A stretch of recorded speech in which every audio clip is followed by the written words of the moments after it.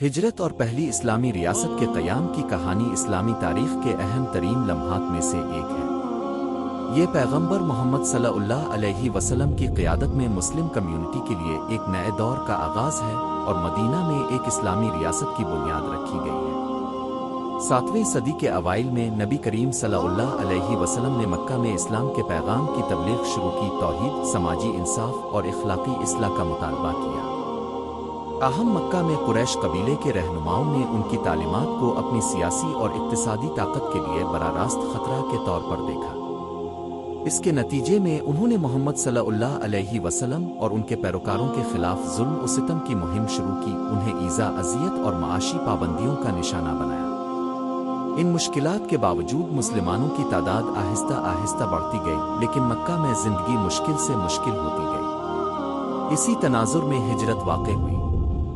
622 عیسوی تک برسوں کی تکالیف کے بعد اور مکہ میں تبدیلی کی کوئی امید نہ دیکھ کر حضرت محمد صلی اللہ علیہ وسلم نے اپنے پیروکاروں کے لیے ایک محفوظ ماحول کی تلاش کی۔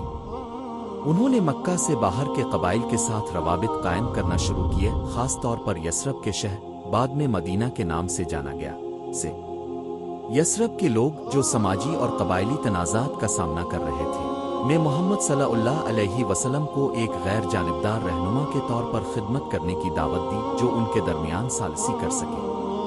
بدلے میں انہوں نے ان کی اور ان کے پیروکاروں کی حمایت کا عہد کیا۔ اس دعوت کے جواب میں محمد صلی اللہ علیہ وسلم نے اپنے پیروکاروں کو چھوٹے چھوٹے گروہوں میں گھر بار اور مال و اسباب چھوڑ کر یثرب کی طرف ہجرت کرنے کی ترغیب دی۔ یہ ہجرت ہجرہ کے نام سے مشہور ہوئی۔ قریش مسلمانوں کی بڑھتی ہوئی طاقت سے واقف تھے، انہوں نے رسول اللہ صلی اللہ علیہ وسلم کو مکہ چھوڑنے سے روکنے کی کوشش کی، حتیٰ کہ اب صلی اللہ علیہ وسلم کو قتل کرنے کی سازش بھی کی۔ رات قریش کے قتل کی کوششیں تھوڑا سا بچنا۔ انہوں نے یثرب کا خیانت بھرا سفر کرنے سے پہلے کئی دن تک سور نامی غار میں پناہ لی۔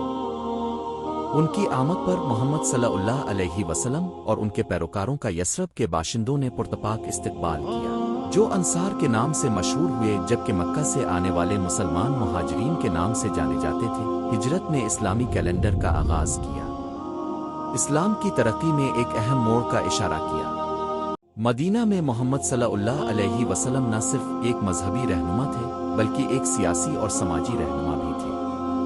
ان کے پہلے اقدامات میں سے ایک مدینہ کے آئین کو قائم کرنا تھا، جو کہ ایک اہم دستاویز ہے جس میں شہر کی مختلف برادریوں بشمول مسلمانوں، یہودیوں اور دیگر قبائل کے حقوق اور ذمہ داریوں کا خاکہ پیش کیا گیا تھا۔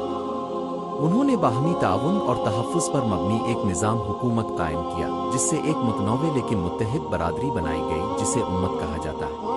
مدینہ کے آئین نے پہلی اسلامی ریاست کی بنیاد رکھ کر انصاف، اجتماعی تحفظ اور مذہبی آزادی کے اصول وضع کیے تھے۔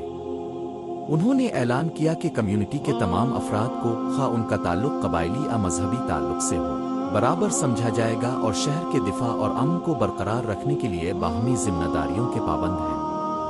خود کو سیاسی طور پر منظم کریں اور ایک مضبوط کمیونٹی بنائیں۔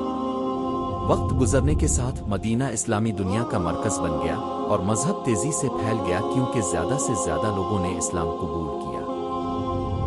ہجرہ نہ صرف جبر سے آزادی کی طرف جسمانی ہجرت کی علامت ہے، بلکہ یہ مسلمانوں کے روحانی سفر کی بھی نمائندگی کرتا ہے جو خدا کے لیے وقف ہے۔ پہلی اسلامی ریاست کے قیام نے اسلامی قانون، نظم و نسق اور معاشرے کی ترقی کے لیے فریم ورک فراہم کیا۔